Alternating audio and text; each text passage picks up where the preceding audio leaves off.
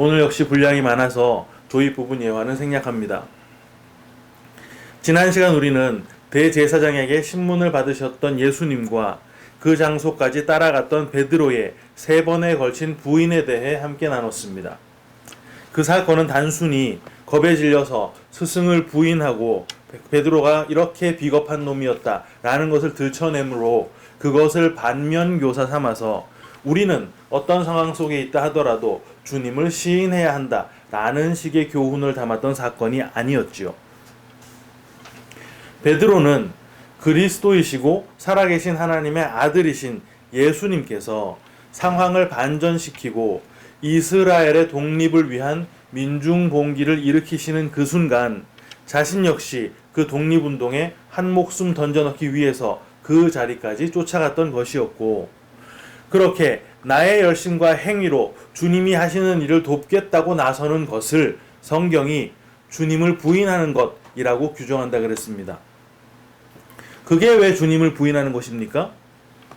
주님께서 주시려는 것은 민족 이스라엘의 로마로부터의 독립이 아니라 성도들의 죄로부터의 독립인 것이고, 그걸 가능케 해주는 길은, 유일한 길은 예수의 십자가의 은혜밖에는 없는데, 내가 예수의 그 사역을 돕겠다고 하는 건 십자가라는 그 길 말고도 나의 도움이라고 하는 다른 길도 가능하다고 주장하는 것이잖아요. 그걸 바꿔 말하면 예수를 부인하고 나를 믿는 것이니까 그게 바로 주님을 부인하는 것이라는 말입니다. 하지만 그가 성도라면 하나님은 그를 그런 생각에 머무르도록 그냥 두지 않으신다 그랬죠. 성도에게는 반드시 닭이 울게 됩니다. 그거 뭐라 그랬습니까? 빛을 비춰주시는 거라 그랬잖아요. 그 빛을 받은 성도는 반드시 내가 예수를 부인하는 자구나 라는 걸 깨닫고 내 가능성을 진압당하는 과정으로 들어가게 된다 라는 것까지를 우리가 확인한 것입니다. 오늘 우리는 27장 전반부 10절까지를 본문으로 읽었는데요. 1절, 2절에 예수님이 빌라도에게 넘겨지는 장면이 언급되어 있습니다만 빌라도에 관한 내용은 다음 주에 일괄적으로 다루도록 하고, 오늘은 가룟 유다의 죽음에 관한 내용에 조금 더 집중해 보도록 하겠습니다. 예수님이 정죄를 당하고 빌라도에게 넘겨지는 것을 본 가룟 유다는 곧바로 대제사장들과 장로들에게 찾아가서 그 은삼십을 돌려주게 되죠. 그리고는 내가 무죄한 피를 팔고 죄를 범했다 라고 말을 했지만 대제사장들은 그래서 뭐 어쩌라고 라는 식의 냉소적인 반응을 보일 뿐이었습니다. 유다는 그 은을 성소에 던져버리고서 목을 매달아 자살하고 말지요. 대제사장들은 가룟 유다가 던진 그 은 30이 피값이기 때문에 성전고에 두는 게 옳지 않다라고 판단을 하고서 그 돈으로 토기장이의 밭을 사서 나그네들을 위한 묘지로 쓰게 되고요. 마태는 이 가룟 유다의 죽음과 관련된 이 일련의 내용이 예레미야가 했던 그 예언의 성취다라는 언급을 함으로써 오늘 본문이 맺어지게 됩니다. 마태의 이 마지막 언급은 학자들 사이에서 쟁점이 되곤 하는 부분인데요. 그 이유는 마태가 이 예언을 한 선지자를 예레미야다라고 지목을 했지만 실제로 이 예언은 스가랴를 통해 선포되었기 때문입니다. 그래서 일부 학자들은 마태가 착각을 한 것이다 라는 주장을 하기도 합니다만, 성령의 감동으로 쓰여진 성경인데 그런 실수가 있을 리는 없잖아요. 마태가 스가랴의 예언을 마치 예레미야의 예언인 것처럼 언급을 한 이유는 예레미야의 예언과 스가랴의 예언을 포개놨을 때 각각의 내용이 서로 간의 내용을 명확하게 만들어주기 때문입니다. 아시는 대로 예레미야는 남유다의 선지자인데요. 예루살렘이 바벨론에 함락되어가는 그 과정을 모두 다 지켜봤던 선지자였고, 멸망하는 그 유다를 바라보면서 많은 눈물을 쏟았던 이유로 눈물의 선지자다라는 별명이 붙어있기도 합니다.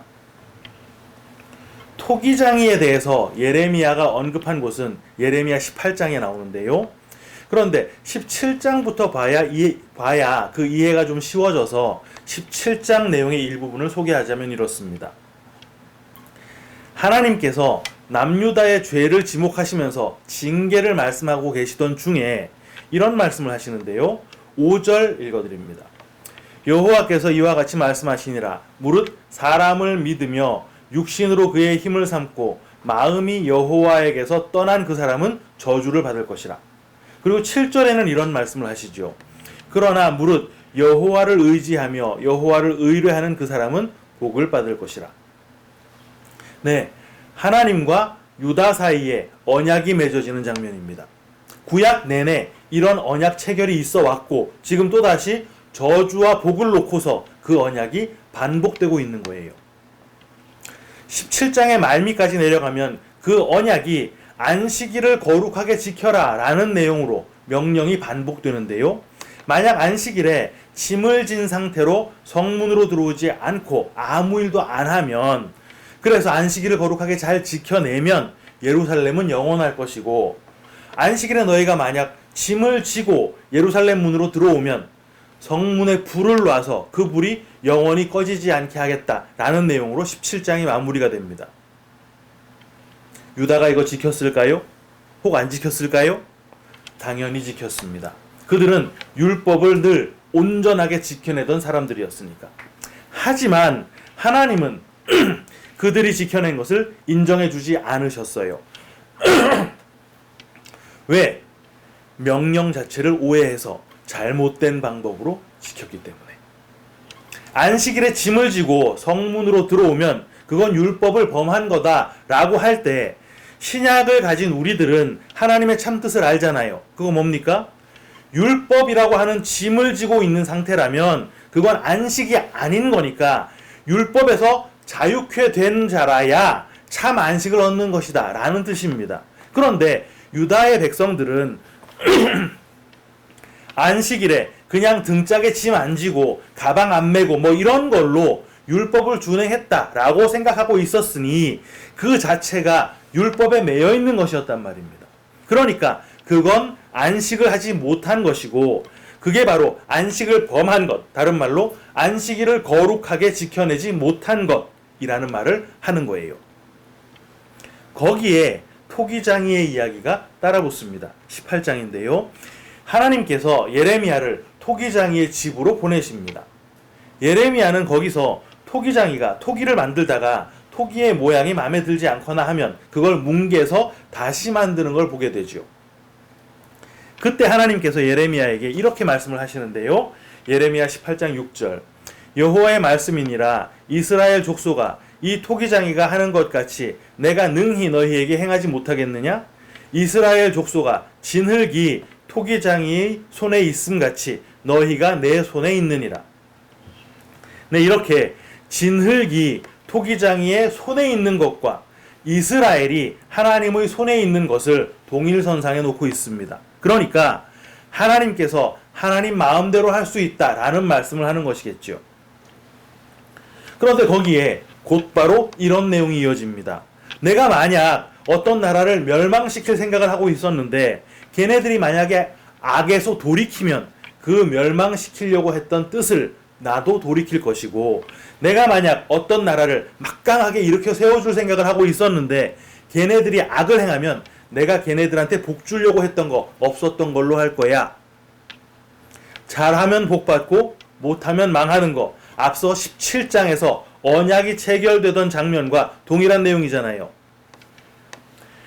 여러분, 이 말은 하나님 마음대로 하실 수 있는 어떤 뜻이 있었는데 인간들이 악에서 돌이키는지 혹 안 돌이키는지의 여부, 다시 말해 인간들이 잘하는가 못하는가의 여부가 복과 화를 주관하시는 하나님의 그 뜻을 좌지우지할 수 있다, 이런 말이 아닙니다.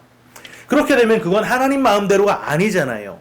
이 말은 악에서 돌이키고 싶어 한다고 해서 돌이킬 수 있는 게 아니다라는 말을 하는 거예요. 토기장이가 원하는 용도대로 그 토기를 만드는 것처럼 하나님께서 원하시는 그 뜻에 따라 완악한 존재인 인간을 만드셨다라는 말을 하는 것입니다. 그 결과가 12절에 따라 붙는데요. 예레미야 18장 12절. 그러나 그들이 말하기를 이는 헛되니 우리는 우리의 계획대로 행하며 우리는 각기 악한 마음이 완악한 대로 행하리라 하느니라. 이게 바로 이스라엘의 꼬락선이었다는 말입니다. 그들은 그들 스스로의 결단이나 열심을 통해서 악에서 돌이키거나 순종하거나 할 능력이 없는 존재들이었다는 말이에요. 이 내용을 잘 기억하시면서 이제 스가랴의 예언으로 넘어가 보겠습니다. 바벨론 유수로부터 돌아온 이스라엘이 성전 건축을 시작했다가 이방 나라들의 방해 때문에 그 공사가 15년, 16년가량 중단되었을 때 학계 선지자가 나서서 성전 재건을 독려했던 거 아시죠? 스가랴는 바로 이 시점 이후로 활동을 했던 선지자입니다. 마태가 예레미야의 예언이야 라고 지목한 스가랴서의 내용은 스가랴 11장에 나오는데요. 그 상황이 이렇습니다. 하나님께서 이스라엘의 목자들, 지도자들이겠죠. 그 목자들을 보니까 이놈들이 양떼를 제대로 먹이지를 않는 거예요. 그래서 하나님은 스가랴에게 저 죽게 된 양떼들 좀 먹이거라 이렇게 명령을 하십니다. 그때 스가랴가 그 양떼를 먹이면서 보니까 이 양떼가 너무 불쌍한 것이죠. 그래서 스가랴는 막대기 2개를 가져와서 그걸로 양떼를 먹였는데 첫 번째 막대기는 은총이라고 하는 막대기의 이름을 붙였고 두 번째 막대기에는 연합이라고 하는 막대기의 이름을 붙였습니다. 그런데 이 양떼가 스가랴를 미워하네요. 그래서 스가랴도 진절머리가 났습니다. 그래서 스가랴는 야, 나 이제 너희들 안 먹일 거야. 죽을 놈은 죽는 대로, 망할 놈은 망하는 대로 서로 치고받게 싸우다가 죽도록 그냥 냅둘 거야. 이렇게 말하고 나서 은총이라고 하는 그 막대기를 꺾어버리는 것이죠. 그게 10절에 나옵니다. 이에 은총이라 하는 막대기를 취하여 꺾었으니 이는 모든 백성들과 세운 언약을 폐하려 하였습니다. 네, 이렇게 언약이 파기되고 말았다고 해요. 그리고 그렇게 되니까 양들이 비로소 이거 여호와의 말씀이었구나 이걸 깨닫게 되었다고 합니다. 그때 스가랴가 양들에게 이런 말을 하는데요. 스가랴 11장 12절 13절 내가 그들에게 이르되 너희가 좋게 여기거든 내 품삯을 내게 주고 그렇지 아니하거든 그만두라. 그들이 곧 은 30개를 달아서 내 품삯을 삼은지라. 여호와께서 내게 이르시되 그들이 나를 헤아린 바 그 삭을 토기장이에게 던지라 하시기로 내가 곧 그 은 30개를 여호와의 전에서 토기장이에게 던지고. 바로 이 부분이 마태가 언급을 했던 부분입니다. 이해가 쉽도록 조금 풀어서 말씀을 드리자면 이런 내용인데요. 스가랴가 양들에게 야, 너희들 내가 너희를 열심히 먹였는데 내가 했던 그 목자의 사역 그거 너희들가 생각할 때 참 잘했구나 라고 생각이 된다면 나한테 품삯을 줘. 그런데 주기 싫으면 안 줘도 괜찮아. 이렇게 얘기를 했더니 그 양들이 은 30개를 달아서 스가랴에게 줬다는 말입니다. 그때 하나님께서는 스가랴에게 야, 그 은 30개 받은 거 토기장이한테 던져 라고 명령을 하셨어요. 스가랴는 곧바로 그 은 30을 여호와의 전에서 토기장이에게로 던져버립니다. 그리고 나서 두 번째 막대기인 연합이라는 이름의 그 막대기를 꺾어버리는데요. 14절입니다. 내가 또 연합이라 하는 둘째 막대기를 꺾었으니 이는 유다와 이스라엘 형제의 의리를 끊으려 함이었느니라. 네, 이 연합이라는 막대기가 꺾이는 게 뭐라고요? 유다와 이스라엘 형제의 의리가 끊어지는 것이라고 합니다. 여러분, 조금 이상한 부분 보이시죠? 마태복음에서의 은 30은 예수님의 몸값이었고 그걸 받은 건 가룟 유다였는데 스가랴서에서의 은 30은 스가랴가 양을 먹인 그 목자 활동에 대한 품삯으로 받은 것이고 그건 목자이신 예수님의 모형으로 스가랴가 받은 것이라는 말입니다. 그럼 이게 무슨 뜻이겠어요? 지금 마태가 예수님과 가룟 유다를 포개지도로 그려내고 있다는 말입니다. 이거 앞서 여러 차례 언급이 됐던 건데 뭡니까? 주님과 함께 그릇에 손 넣는 거 예수님의 십자가 사역에 한 손 거들고 있는 상태를 말하는 거잖아요. 포개진 그 그림을 분리해서 다시 말하자면 예수님이 받았어야 할 그 목자의 사역, 양떼를 먹인 그 사역에 대한 품삯을 가룟 유다가 목자의 사역이 아닌 목자를 팔아넘긴 대가로 받고 있는 그림이라는 말입니다. 앞서 스가랴가 막대기 2개로 양떼 먹였다 그랬지요. 그런데 그게 막대기 2개로 주어졌다 그랬습니다. 지팡이와 막대기라는 말 성경에 많이 등장을 하는데, 지팡이가 인도하거나 가리키는 용도라고 한다면 막대기는 때려서 훈계하는 용도로 쓰이는 것이죠. 그럼 막대기가 뭐라는 말입니까? 율법. 그런데 그 막대기 그 2개의 이름은 각각 은총과 연합이라 그랬습니다. 은총은 당연히 하나님과 인간 사이에 놓여지는 것이겠지요. 그런데 연합은 아까 연합이 깨지는 걸 형제의 의리가 깨지는 것이다 그랬으니까 당연히 그 위치는, 그 연합의 위치는 인간과 인간 사이에 놓여지는 것이라야 맞겠지요. 그렇다면 그 은총과 연합을 다른 말로 표현하면 뭐겠습니까? 하나님 사랑, 이웃 사랑이라는 말이에요. 율법 안에 숨겨져 있던 하나님의 뜻이 바로 그 은총과 연합이었다는 말입니다. 그리고 그 뜻, 그 사랑이 가시적으로 드러났는데 뭡니까? 말씀이 육신이 되어 오신 예수님으로 드러난 것이죠. 그렇게 오신 예수가 그 양떼를 먹이려고 했지만 양떼는 예수님을 싫어했어요. 그럼 막대기로 오신 예수님이시니까, 율법으로 오신 예수님이시니까 목자를 거절하는 그 양떼를 어떻게 해야 맞습니까? 그 율법으로, 그 막대기로 후두려 패야 맞지요. 그런데 그 막대기로 패역한 양떼를 때리지 않고 오히려 막대기를 꺾어버렸습니다. 은총이라고 하는 그 막대기가 꺾일 때 백성들과 세웠던 언약이 어떻게 된다 그랬습니까? 스가랴 11장 10절. 이에 은총이라 하는 막대기를 취하여 꺾었으니 이는 모든 백성들과 세운 언약을 폐하려 하였습니다. 언약이 폐해지면 어떻게 됩니까? 백성들 이제 다 엄벌에 처해지는 것인가요? 아니지요. 새 언약이 주어지는 것입니다. 왜? 그 막대기가 꺾였으니까, 예수가 죽었으니까. 하나님과 인간 사이의 그 언약 뭐였습니까? 악에서 돌이키면, 말 잘 들으면, 율법 잘 지키면 복 주고, 악에서 안 돌이키고 말 안 듣고 율법 어기면 벌 주겠다고 한 그 언약, 그게 파기가 되고 그게 꺾이고, 그 은총이라고 하는 막대기 안에 숨겨져 있었던 진짜 은총이 그 백성들에게 고스란히 넘겨지게 된다는 말입니다. 연합이라는 막대기, 그 두 번째 막대기 역시 꺾였었지요. 그 꺾임의 결과 뭐라 그랬습니까? 14절. 내가 또 연합이라 하는 둘째 막대기를 꺾었으니 이는 유다와 이스라엘 형제의 의리를 끊으려 함이었느니라. 여기에 유다와 이스라엘은 단순히 남유다, 북이스라엘 이렇게 갈라져 있는 상태만을 말하는 게 아닙니다. 이스라엘은 그 자체가 교회의 모형이에요. 유다는 뭡니까? 가룟 유다도 유다지만 예수님 역시 유다 지파였습니다. 이스라엘의 독립을 바랬던 12지파의 대표로 가룟 유다가 예수를 팔고 있는 그림과 유다 지파의 예수가 형제인 이스라엘의 미워함에 의해서 끊어져 나가는 그림이 동시에 포개져 있는 상태라는 말이에요. 그렇게 예수가 형제들에게서 꺾여져 나가서 그 연합이 끊어졌더니 그 막대기 속에 감춰져 있던 진짜 연합이 또한 고스란히 이스라엘에게 넘겨지는 것입니다. 그래서 애당초 하나님 사랑, 이웃 사랑, 이게 불가능했던 존재였던 교회가 은총이라고 하는 하나님 사랑과 연합이라고 하는 그 형제 사랑을 완성해내신 예수의 성령을 받음을 통해서 그 하나님 사랑, 그 이웃 사랑이 이미 완성되어 있는 존재로 여김받는 것, 그게 바로 스가랴서 11장이 담고 있는 뜻이란 말이에요.